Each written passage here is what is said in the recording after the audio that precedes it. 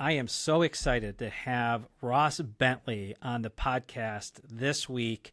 Ross is someone I've been listening to for several years. I get so excited when I hear his voice. He has this calming effect as he's explaining complex concepts and even simple concepts for us that drive. And Ross, I believe you're the first guest I have that has his own Wikipedia listing on Wikipedia. Well, I'm shocked by that because I didn't even know there was that I showed up on Wikipedia. So I don't know how it got there. It's all a mystery to me. Yeah. It reads really well. Well, first, thanks for being here.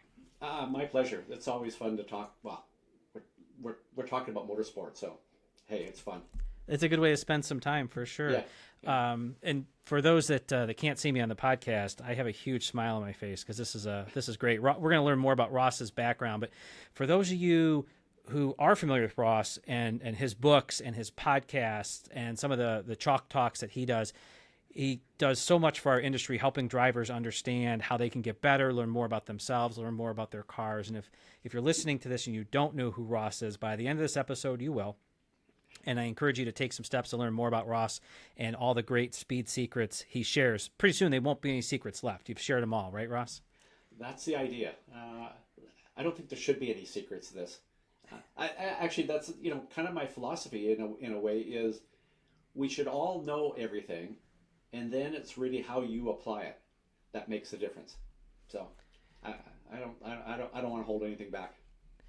Well, and I think that's great too, because one of the reasons I started the podcast was let's get more folks in our sport. Let's get more folks that want to take that next step. And the more we all know, the more folks are on track, the more fun we'll have. It's no fun to show up to a race when there's 3 or 4 competitors. It's more fun when there's a dozen or 15.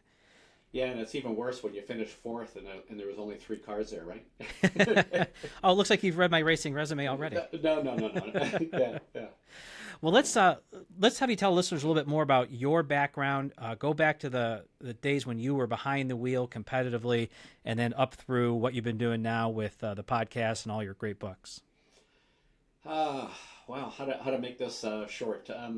So I guess the quick thing is I grew up around motorsport because my dad took me to a race when I was 5, and my dad worked on and built race cars and mostly all oval track stuff. And so I kind of grew up around that world, but then jumped in and, I'd gone to a racing school, then got involved with road racing. Actually, my first season in racing was actually in driving a super modified on an oval track. And, it's the perfect place to start with a 1,400 pound car with 600 horsepower. That's the perfect place to start.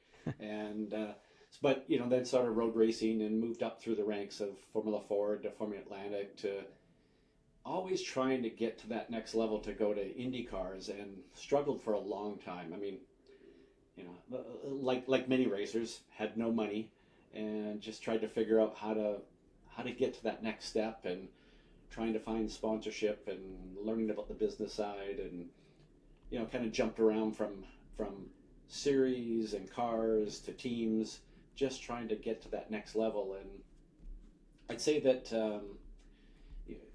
a lot of drivers, they jump in and they get a season and they win a championship and then they move up to the next level and blah blah blah.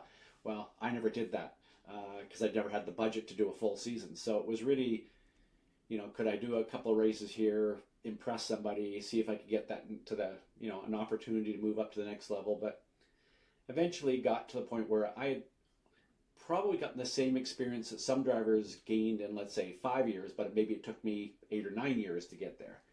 And finally got my opportunity to drive in Indy cars when my hometown race in Vancouver had its first IndyCar race, and some people helped me get into that, and raced for a very underfunded IndyCar team for a few years, and then was fortunate enough to have some IMSA teams come to me and say, hey, we want to pay you to drive our prototype sports cars. And I'm like, okay, I'll jump at that. Raced in IMSA for a number of years. But one of the things that happened to me when I went to my very first racing school was at the end of the school, the instructors asked me if I wanted to stay and have a job as an instructor. And I remember kind of going, that's an interesting idea. No, I'm going to go racing, but that's just it planted that little seed in the back of my mind that, wow, that'd be pretty cool to teach others how to do this. So through the years, I volunteered in my local racing club and taught a lot of the driver training schools and things like that, and learned that I loved teaching as much as I did driving. So I I kind of used that as my like a lot of drivers. It's a tough world to have a job to get paid.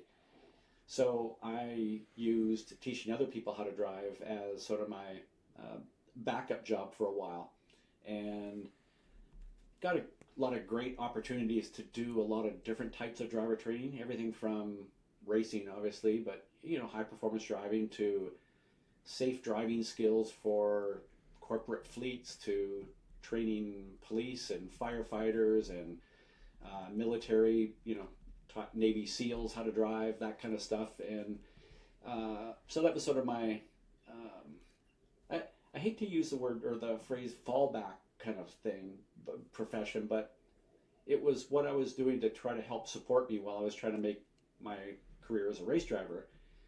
But along the way, learned that, like I said, I loved it just as much as I did driving. So there came a period of time when I'd raced professionally. I got paid. The days of well, first of all, the recession eliminated a lot of jobs in racing, especially for drivers. So there were fewer drives available, and the days of being on the phone every single day, calling teams, looking for the next opportunity, because that's what it's like as a professional race driver. You need to be on top of that stuff all the time. And the days of that being fun were dwindling. And along the way, I'd started coaching. And to me, there's a big difference between instructing and coaching. But when I started coaching, I just like, wow, this is fantastic. I love this. And there were days where I'd be coaching a driver, and I'm thinking, this is just like I'm driving the car, but I'm using my voice. I'm using my communication with the driver to actually drive the car. And so I really started to study coaching, and it became something that I just love to do. And to this day, that's what I get up and do every single day. As I think about driving, I write about driving, I talk about driving, I drive. So that's it. Driven to drive. Yeah, yeah. Well, that's great. Do you have is there a racing memory that stands out, one above the other? Maybe it was a certain race, maybe it was a certain pass, a certain finish, a certain track. Is there, in your racing background, when you're racing professionally, something that stands out? Oh, that's a good question. There are many of them, some good, some not so good.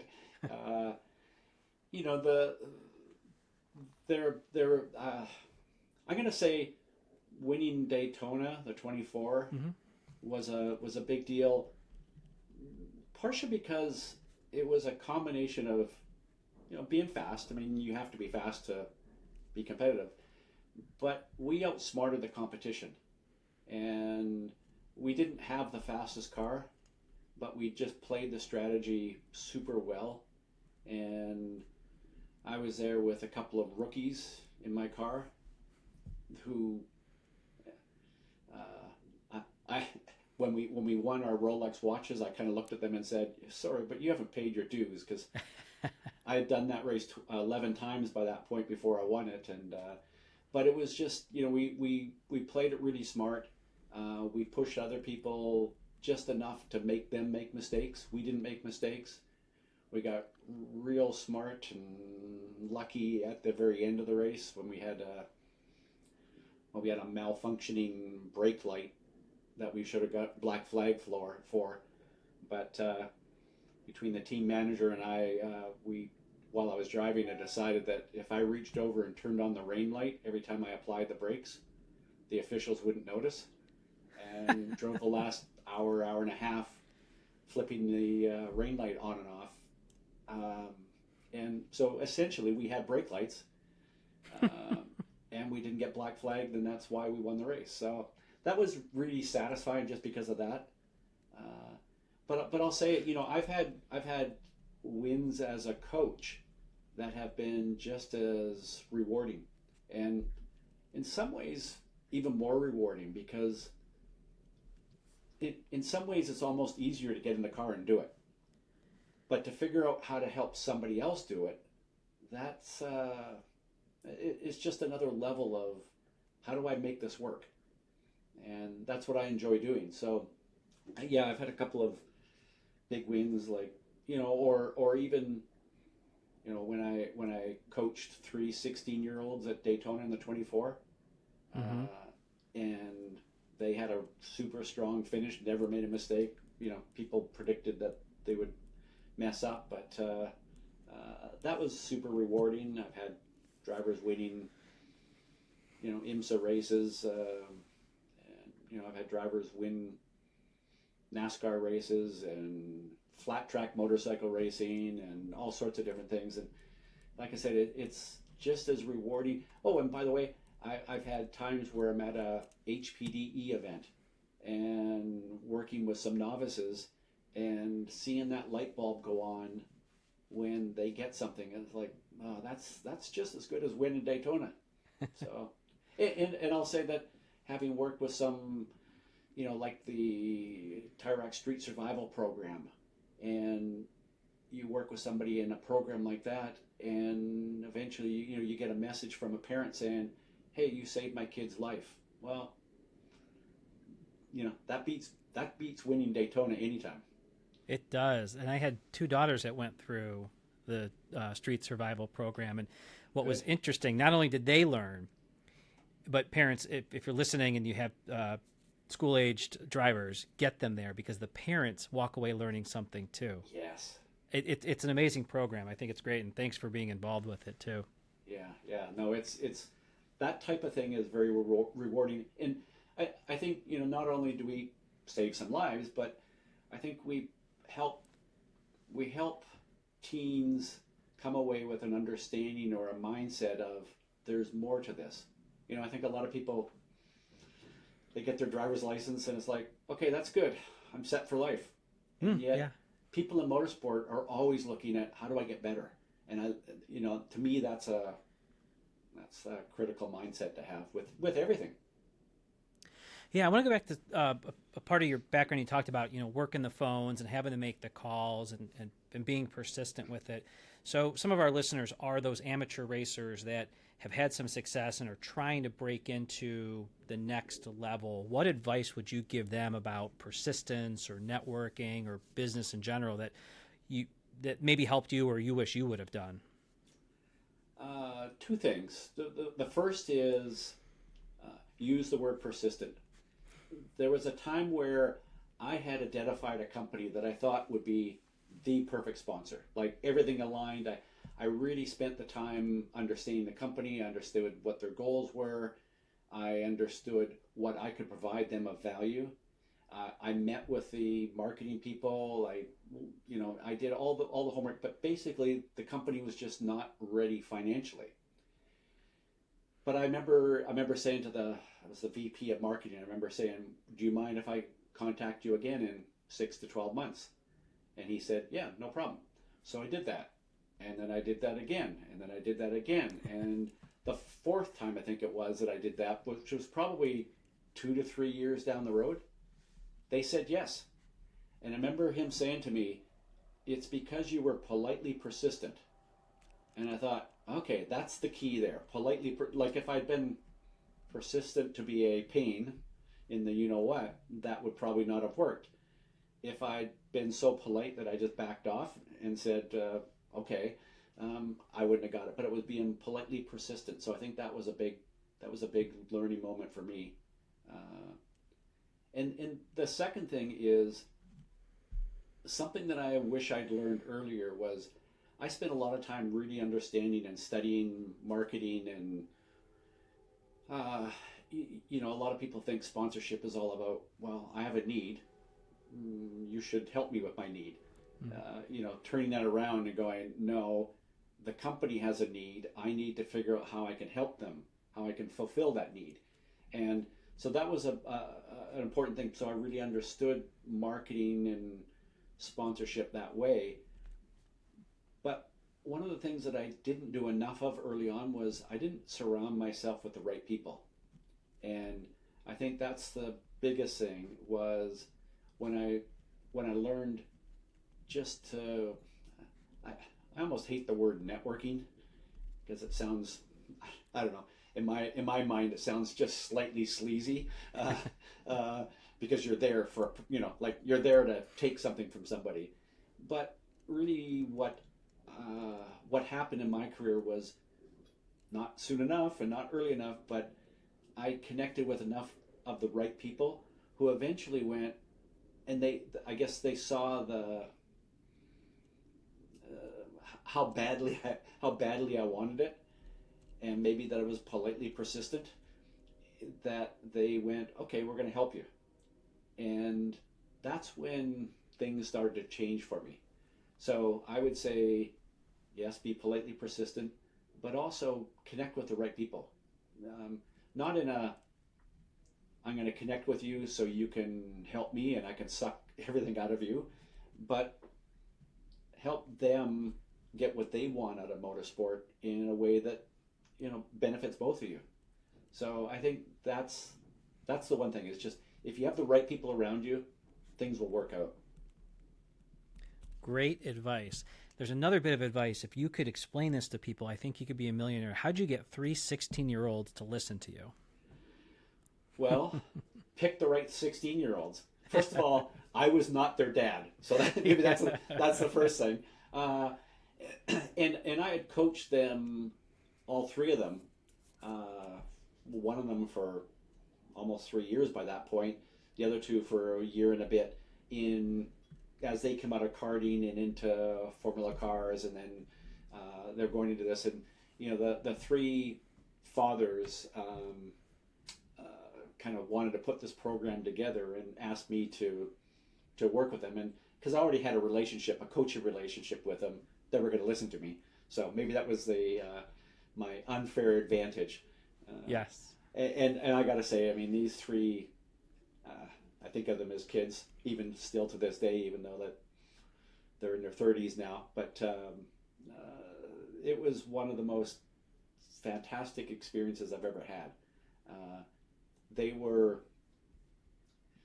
It was surprising. They were mature beyond their years. Like, it was just, I asked them to do some things that I'd asked people that were 10 years older than them and who didn't quite get it. But these kids, they got it. They knew what was the right thing to do for the team, and they delivered because of that. Wonderful. When did you, so Formula Atlantic, do you remember what years that was?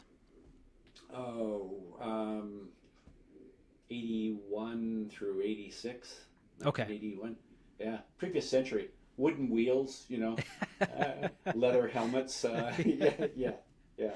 That was when I mentioned the pre-show. I mentioned the Ross that I was a gopher for a team. It was Jim Griffith's team based in Chardon, Ohio. But I was involved in the early '90s. So as you mentioned Formula Atlantic, I started to think, could we have crossed there? That would have been, let's say, when Buddy Rice was running. Maybe no, that was. He had a couple just local guys racing, a couple older chassis, but then he was partnered up with Patrick Carpentier. Carpentier, yeah. I kind of pushed that last name. So there was a couple races that he did at Mid-Ohio that I was able to hang when Patrick was there. But otherwise, I was pretty much just gophering with. He had 3 paid drivers, arrive and drive type stuff. Right. Yeah. But I tell the story a couple of times. So we're at Mid-Ohio, and I'm wiping down one of the guys' cars, and they called me Billy, and they said, "Hey, Billy, come on over here. There's somebody I want you to meet. This is Mike Shank." And Mike had stopped by to pick. Hey, Jim, do you have this nut or bolt or whatever?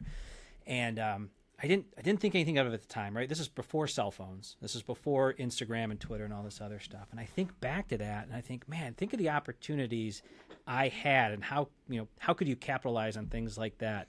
I thought about that after the Indy 500 win. I'm like, wait a minute. Yeah, I yeah. briefly met him.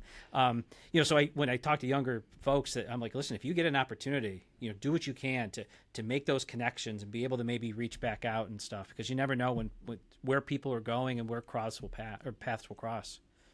And that not being afraid to jump in there and get your hands dirty and go sweep the floor for a race team. The people Yeah, that you meet and the connections that you make, that's the kind of stuff I was talking about earlier. In some ways, it's just, it will pay off in some way, and it may not be exactly the way you want, but it will pay off in some ways. yeah. I look back Yeah, to that. I just love that. I paid my way to get to the track. They a lot of times just got my hotel room and paid for my meals. And but man, just great. even just wiping down a car or going to go back to the race shop and pick up that other set of wheels, and being that close to the action, it was great experiences. And even if it doesn't turn into something huge, it's great for the stories later on in life when you go, Mike Shank, nice job at Indy there.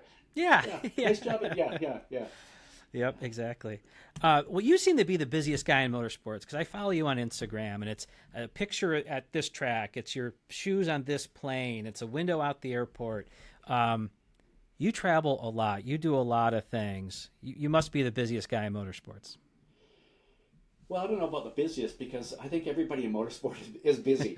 uh, but yeah, I have this addiction. It's called motorsport, and I love doing what I'm doing. So, but I will say that I've gotten to the point where if I never got on another airplane for the rest of my life, I would be okay with that. Like, the travel does wear on you, and it's the one thing that I wish that I could eliminate. Mm. And but yeah, when I post on Instagram, guess where I'm coaching today? The reason I put that there is I'm hoping somebody will actually tell me, because sometimes it's like, where am I today? Where? Yeah, yeah. It's like the guitarist that has to look at the back of his guitar to figure out what city they're in, right? Yeah. It's but it's again, when I think back to like the number of people that I've met, and part of it is because you're traveling so much in this sport. The people I've met, it's pretty incredible. It's not one of those. I'm not big on the dropping names kind of thing. Mm-hmm. But it's tempting sometimes when somebody starts talking they're telling stories, and you're like, yeah, I've had dinner with Jim Hall one time, and even being able to ask him about what was it like building the chaparrals in the '60s. It's just cool stuff, right? Yeah. And that only comes from being places. Mm-hmm. But yeah. Where of all your travels in the last couple of years, do you have a favorite or one that you look forward to going to? How about home? That's the correct answer, isn't it? Yeah. Because I'm doing a lot more work from home, because I can do a lot more work from home, doing live webinars and creating different, training videos and different things like that.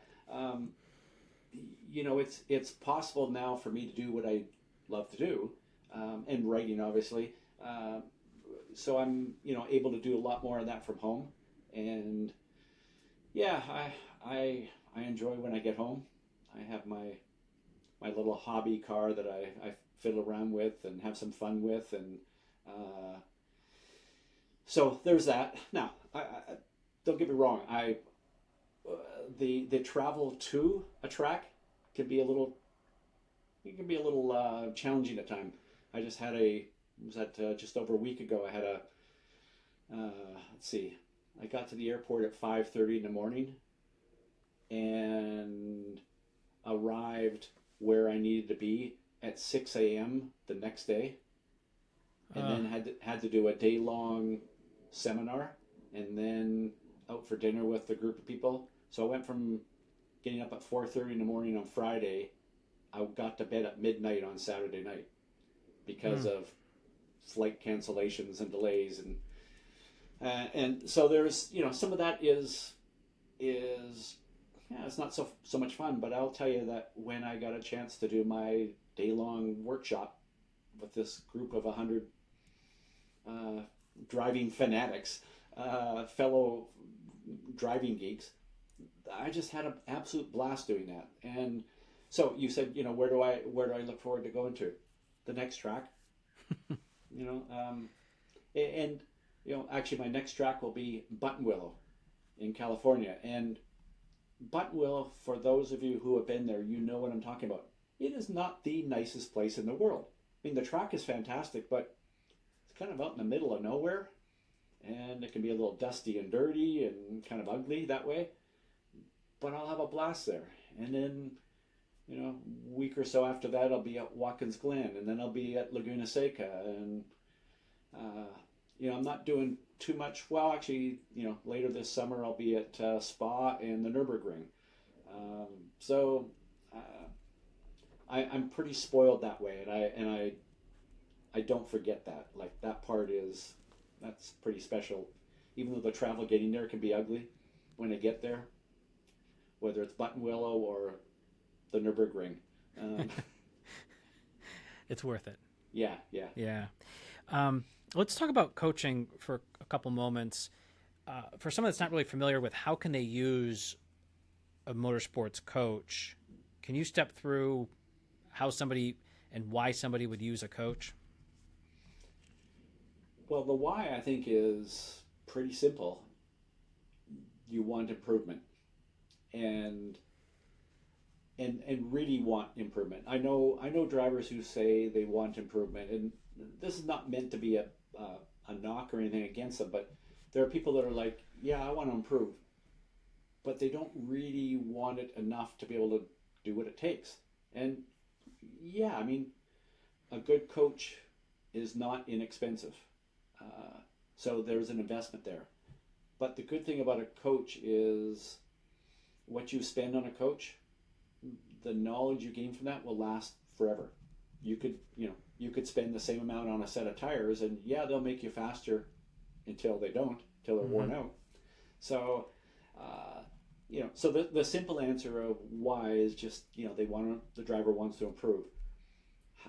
How it works,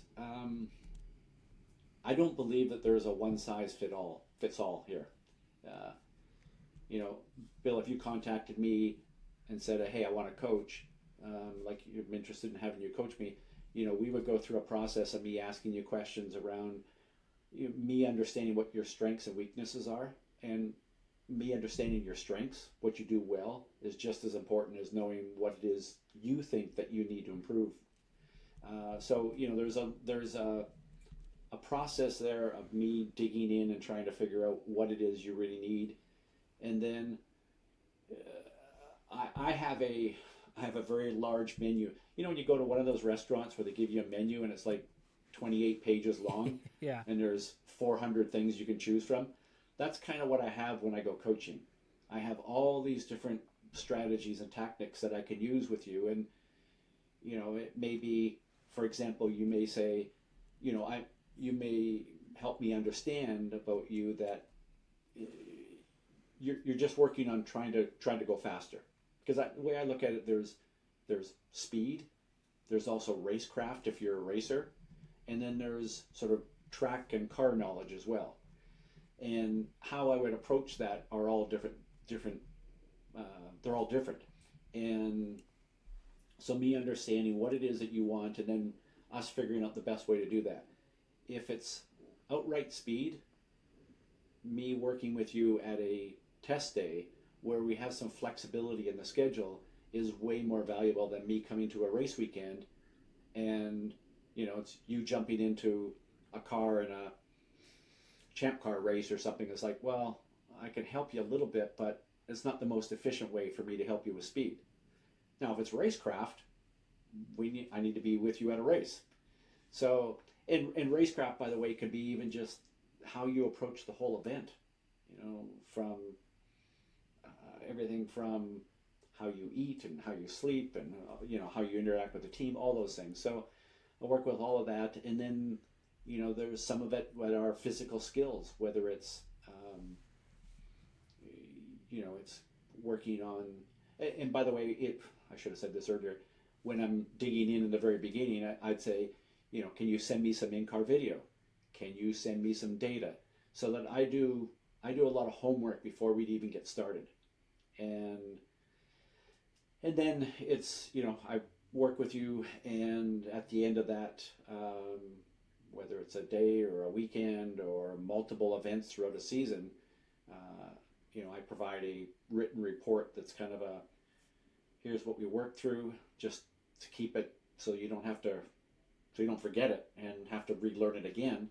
And then there's a bit of here's what I'd recommend going forward. And that could be things that you can work on your own. It could be, hey, I think that you're at a point with your driving where working with a good race engineer would be the next step. Or, here are some things that you should study because that's going to help you. So I give you a series of recommendations as well. And I guess that's kind of how the process works. But people have said, do you have a coaching model? And kind of roughly, but really, my model is whatever it takes. And if I'm at the track, and it's like, hey, Bill, I want you to sit down. I want you to take some time to just relax, close your eyes, and visualize, these laps. But there's only a small little gap. We've only got 20 minutes here for you to eat your lunch. Tell you what, you do that, I'll go get you lunch. Because my job is to do whatever it takes to help you perform better. And sometimes that's going and getting somebody lunch. Yeah. Well, that's great. So you've done some seminars on the Catalyst, the ability now that people can send big data files back and forth. Are you doing more remote coaching, or is it a good balance? Yes and no. Right now, I am so busy that I almost don't.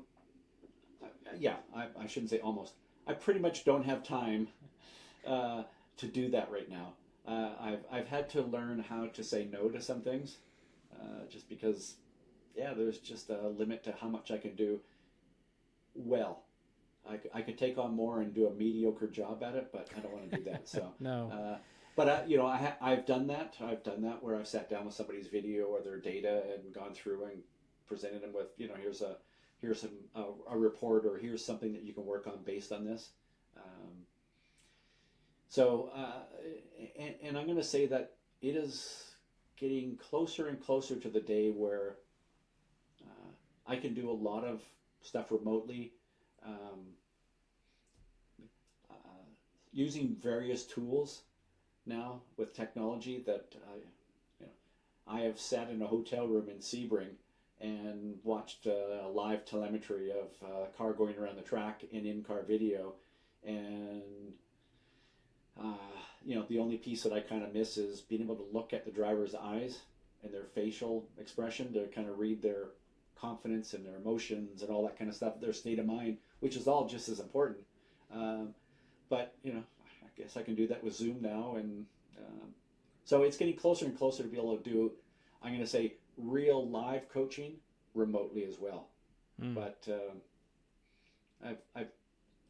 I guess I've tinkered with it, but I haven't. It's not like I've been on the other side of the country and done it fully yet. So understood. Yeah. Let's talk a little bit more about Speed Secrets. So you've got this brand, Speed Secrets. You got books and a podcast. Let's talk about the books. 7 or 8 of them. Am I right? Sure, somewhere in there. I think I've had more I think it's 10 or so that have been published. I did one with Bondurant on karting, but something like that. And I will say that when I wrote the first one, I always tell people that in high school I was probably the person voted most unlikely to ever write a book. But you have a passion, you follow it, and things happen, right? And I just started writing my ideas and thoughts, and then I'd written something for a racing school that I had, and it kind of grew and grew, and it turned into a book, and they published it, and then I found out that I loved writing, and I really, really enjoy that. And by the way, that's what I do on airplanes. So if you're sitting next to me on an airplane, don't count on me to have a big long conversation with you, because I'm going to be writing, because that's my quiet time and where I can just get away and write. And so written, it's books are a weird thing, because once you've written one, the second it's published or just about to be published, you go, but wait, there's more. And there's I'm not sure what the next one quite is going to be yet, but there will always be more there. And you wrote a book on aviation too, and piloting, right? Yeah. Interestingly, I had a fellow in Australia who raced Formula V's, but was a pilot for Qantas Airlines, contact me, and he said, hey, all this stuff applies, especially the mental game stuff, all the mental game, but sort of the approach to learning everything as well. It applies to flying. And so we'd been going back and forth for a while, and then on email, and then he said, how would you like to write a book together? And we did that, and I'd been playing a little bit with some, going up with friends in their planes and stuff, and then I started taking helicopter lessons, and so I know just enough right now to be dangerous, but applying all the same principles that have been sort of throughout my books to just about anything. And a lot of people will go, hey, this applies to business, this applies to golf, this applies to everything else, and I always think about it, it's all about performance, and it doesn't matter what you're what you're performing in. The goal is to perform at the highest level possible, and the same principles apply to everything.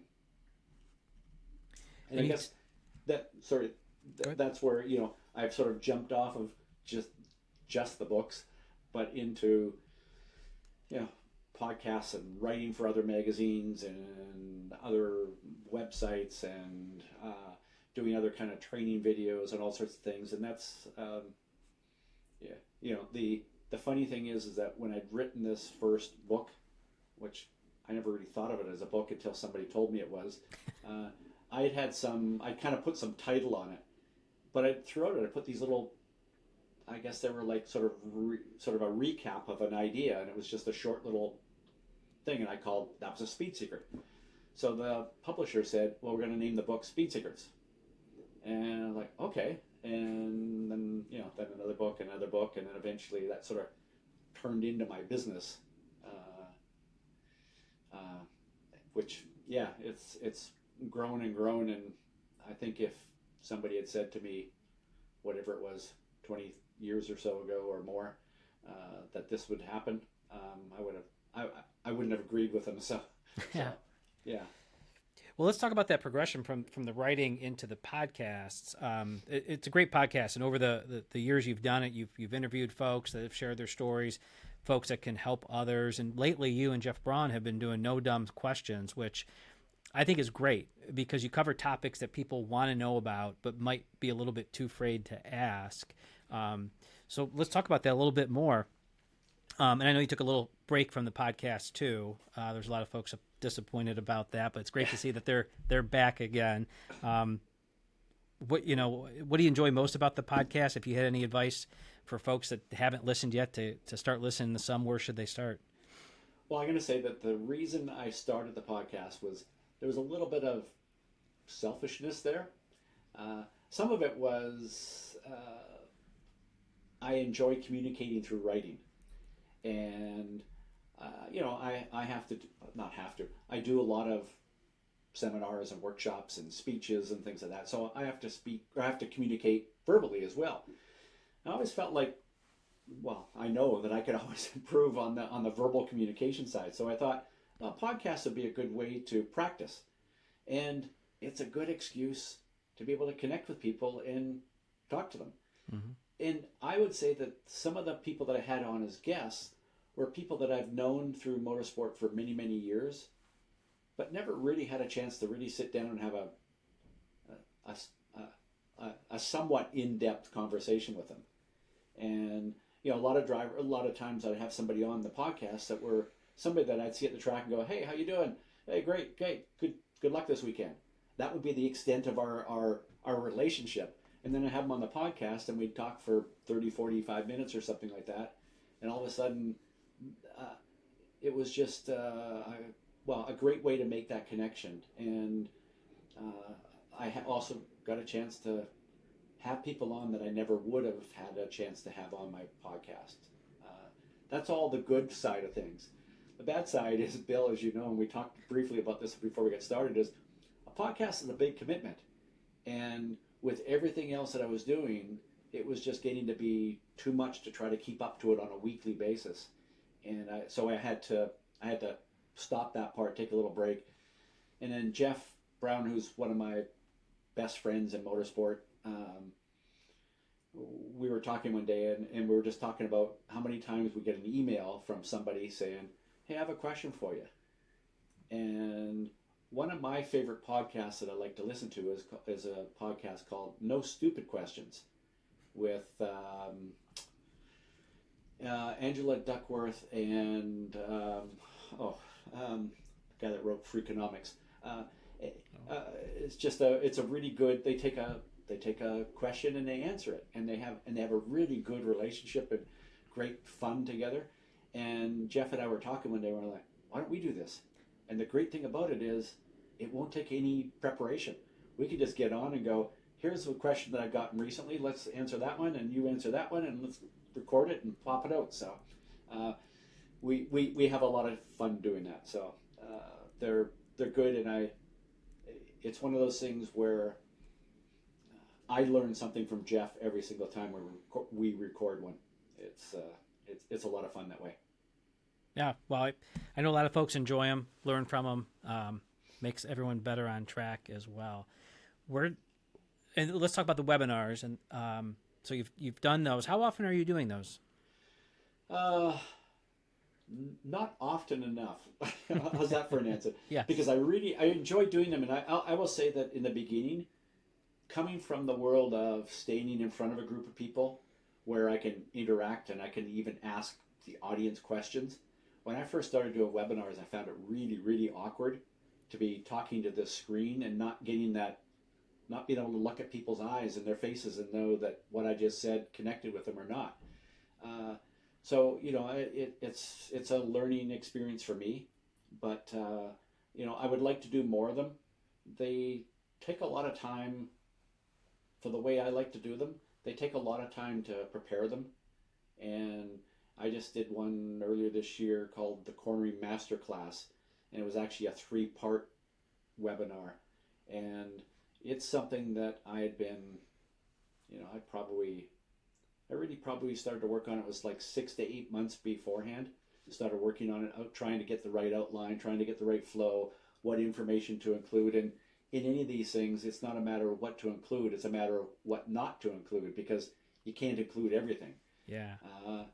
So that's been really fun, and I've got some ideas for some new topics, and then there's a few topics that I'm going to go back and do again, because they're a webinar that maybe I did 3 years ago, and either I've learned more about that topic, or I've learned a better way to present some information, or I just think that I could do a better job with it, or I have people saying, hey, can you do something on this topic? And it's like, yeah, I did it 3 years ago, but there's some demand to do it again. So I'm gonna do more of them, and my current plan is to kind of restructure the amount of traveling coaching that I do next year. So I hope to do a few more. I mean, I probably average 3 to 4 a year, and I think 4 to 5 is probably the right number. Yeah. Do you have one scheduled in the near future? I don't have it yet. My original plan was to do one in sort of late spring, but because of the way race schedules and testing schedules work with coaching clients, that's just kind of pushed things off a little bit. So I'll probably do something early summer, and then probably another one into the fall as well. So, well, I will keep an eye out for those. Yeah, if somebody, if you want to be informed of it, if you're not kind of already on my list, I'm really, really careful about not sending too much stuff out because I don't like to spam people. But if you go to speedsecrets.com, and there's a thing on the homepage where you just, it's a sign up and you'll get more information from you. And what I've started doing I'm calling this Speed Secrets randomly. So on a random basis, I write some kind of article, tip, piece of information that will help drivers be better drivers. And I send them out, and I'm sort of aiming in the range of once a month-ish, but definitely not on a schedule, just when I've got a chance to really write something. I just finished doing a piece that ended up being quite lengthy. It was how to recover from a crash. And it's one of those things that I hope drivers never need, but I wrote this piece, and it ended up being quite a long piece, but I've had like tons of people saying it's really helped them, and then some people saying, I don't need it yet, but I'm filing this away for the day that I do need it. Because as anybody who has crashed knows, it can be. For some drivers, it's not a big deal. For other drivers, it could be a challenge to get back in a car and back at it. So, I pick topics like that, or just, it could be something around the mental game. It could be something about how to be a better test driver and work on setting up your car. It could be something on a driving technique. It could be something about how to learn a track. Generally, everything to help drivers be better drivers. So, yes, if you're interested in upcoming webinars or getting on my Speed Secrets randomly list, so that you get an email from me once every month or so, just go to speedsecrets.com and fill out the little box, and I'll send you something. But I won't spam you, guaranteed. As a subscriber to the email list, I can assure you, Ross does not spam, and everything that comes out is great. So I will, in the show notes, we'll put links to the how to get to the mailing list, of course, the website, your Instagram, any other ways that people can connect with Ross Bentley and Speed Secrets. Well, I would say, I do post on Instagram and Facebook. Not so much on Twitter. Social media is one of those things that can just suck you into. You could spend your life just doing that. And I put some stuff out on Facebook and Instagram, sort of some tips, or sometimes just the coach's life kind of stuff. So I put it out there. I do get people every now and then sending me a message through one of the social media outlets, and all I can tell you is you're probably better off to send me an email, because I just, it's email, it's WhatsApp, it's text messages, it's Facebook Messenger, it's Instagram Messenger, it's Twitter, it's LinkedIn. I can't keep up with it all. I just have too much going on. So you can always email me through my website if you don't have my email address already. We'll note that in the show notes as well. Yeah. So I really have 3 last questions. But first, before I ask those 3, is there anything we didn't talk about that you wanted to? Oh. At least in this short form. No. No. We could be here all day talking about racing and just driving. Yeah. Yeah. So the next 2 questions have to deal with advice. So what is the best motorsports advice that you received? I don't know if this is going to sound a little too simple, but it's just simply have fun. And I will tell you that there was that point in my racing career when I was racing Indy cars for an underfunded team, trying to break through to that next level and get into a better funded program to then get to the next level, so that Roger Penske called me, right? Yeah. And it was such a struggle, and it was constantly also looking for sponsors and doing it nonstop. And I reached a point where I kind of went, you know what, I'm not sure this is going to work. And this is when I started getting some IMSA teams contacting me and saying, come and test my car, come and do this, come and do that. And I kind of got to that point where it didn't feel like it was going to work.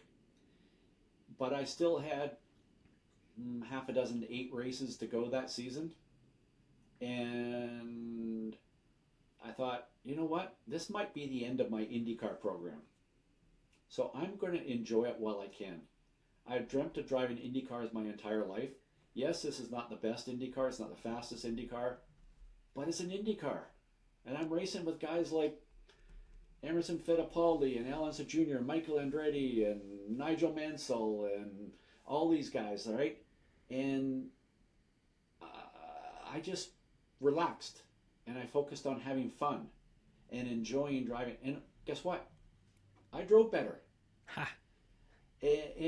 So there comes a time when I see a driver that's struggling too much and just trying too hard, where part of the coaching would be, we're going to focus on what you enjoy about driving, about the fun part of it. And I'm going to say at least 99% of the time when we've done that, drivers have performed better. So well, it makes sense. You know, a big part of it's mental, and if you could put yourself in that good mental, hey, I'm doing something I'm enjoying here. Yep. Yeah. Awesome. Yeah, it's almost silly how some people get so stressed out about something that they just enjoy doing. Yes. Yeah. Well, for me, getting on track and behind the wheel and putting the helmet on gets rid of the rest of the world. That helmet goes on, the rest of the world goes by. That for me is just, okay, I'm in a great space. Let's just go have some fun, put some laps down. Yeah. What is the best motorsports advice that you've given? And I know it probably changes from driver to driver, student to student, but if there's one sort of big piece of advice that you love giving out, what would that be? Well, I guess I'd be cheating if I said have fun. Have right? fun. Yeah. Which is, by the way, any driver that I'm working with, pretty much the last thing I'll always say to that driver before they go on track is have fun. So there is that. Now, I know somebody listening to this is going, oh yeah, but give me more. Or, I mean, give me something I can actually do something with. I guess the first thing I'd say is a lot of drivers are looking for that super trick thing that is going to make them faster. And the super trick advanced stuff that the world-class drivers, Formula One drivers, IndyCar drivers, NASCAR drivers, sports car drivers, what they do is they just do the basics better. And I think a lot of times drivers, again, they're so caught up in trying to find that super trick thing that they forget about just do the basics better. Think about what you're doing, and I spend a lot of time focused on how drivers release the brake pedal, not just apply it and how hard and how late they can apply it, but how they release the pedal, because that sets them up for the corner entry speed and where they can get back to throttle. And really, that is a basic thing. Take your foot off the brake pedal. That's how much more basic can it get? But it's how you take your foot off the brake pedal. It's the timing and rate of release of the brakes. And that's, again, it's a basic thing, but if you really focus on doing it better, that's the super trick advanced stuff. Awesome. All right, we've come to the final question. So the name of the show, Late to Grid, came because, and this goes right into what we were talking about podcasts. You got so much in the world going on, your life going on. How do you have time to fit one more thing in? And racing is for like that. A lot of us, we're getting the work done. We're doing the parenting. We're doing the spouse thing. And we're trying to get on track. And it all comes down to, can you get to the track on time and not be late to grid? So, Ross, have you ever been late to grid? So I'm going to say that in reality, pretty rare. I'm trying to think of a time when I was really late to grid. I'm kind of one of those people that likes to prepare. So now I'm not going to say that there wasn't a thrash to get to grid. Maybe if you change the name of your podcast to Thrash to Grid, I could star on that maybe. Yeah. But now, but having said that, to this day, like, it's been a long time since I've had to worry about my own race program, right? I typically am driving somebody else's car.